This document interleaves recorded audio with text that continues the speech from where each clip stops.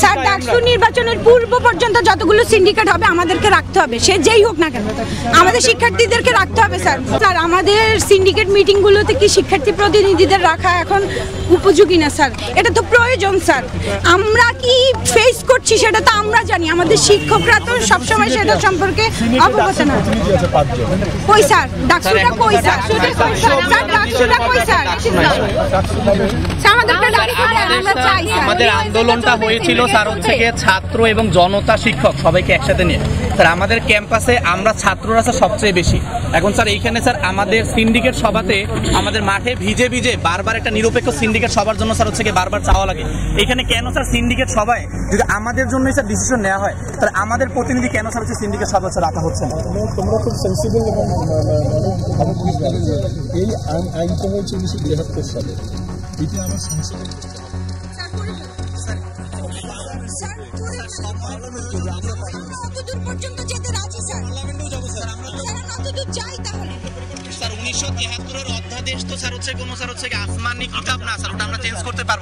ওখানে অনেক সাংঘর্ষিক অনেক কিছু আছে 2024-এর প্রেক্ষাপটে স্যার হচ্ছে আমাদের যেটা করলে ভবিষ্যতের জন্য ভালো হবে।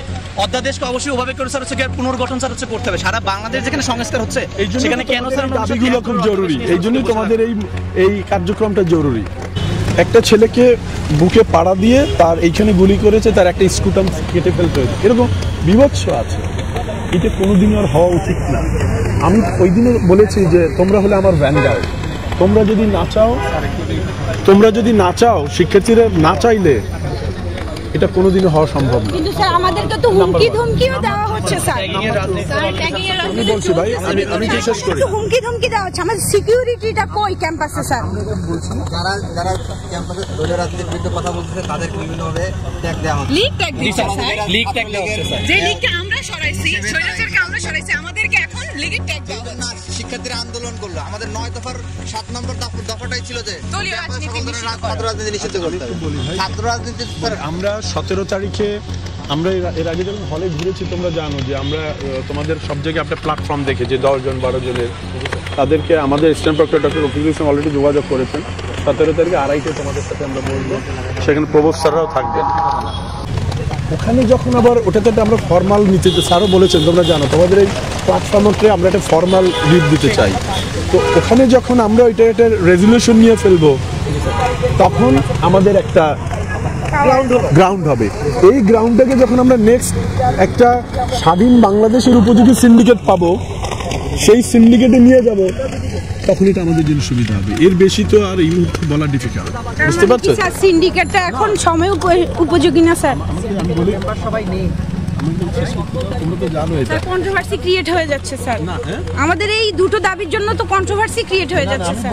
তোমরা এটা মানে হ্যাসেল পোহাতে হবে আমাদের ক্যাম্পাসে অলরেডি তোমরা যখন হল থেকে যখন কনসেনসাস হয়ে যাবে, আমরা যখন এটা একটা ফর্মাল শেপ দিব, তখন তো তোমার কাজ 90% হয়ে গেছে, বুঝতে পারছো? ঠিক আছে স্যার ডাকসু নির্বাচনের পূর্ব পর্যন্ত যতগুলো সিন্ডিকেট হবে আমাদেরকে রাখতে হবে, সে যেই হোক না কেন আমাদের শিক্ষার্থীদেরকে রাখতে হবে স্যার। স্যার আমাদের ডাকসুর প্যানেলগুলো কোনো ছাত্র প্যারেন্টাল অর্গানাইজেশন, পলিটিক্যাল অর্গানাইজেশন অনুযায়ী হওয়া যাবে না, ছাত্রদল ছাত্রলীগ হওয়া যাবে না। সাথে আমার এই ব্যাপারে এটা আমরা বলেছি, আমরা কোনো প্যানেলে আর চাইবো না ডাকসু হোক। সমাধান চাই, আমরা দ্রুত সমাধান। আপনি আরেকবার একটু সামারাইজ করেন, আপনারা নেক্সট আমাদের সাথে কবে আলোচনা করতে চাচ্ছেন এই বিষয়ে? যে কোনো সময় আমরা এই যে আলোচনা করছি, যে কোনো সময় আমরা আলোচনা করতে রাজি আছি, কোনো অসুবিধা নেই।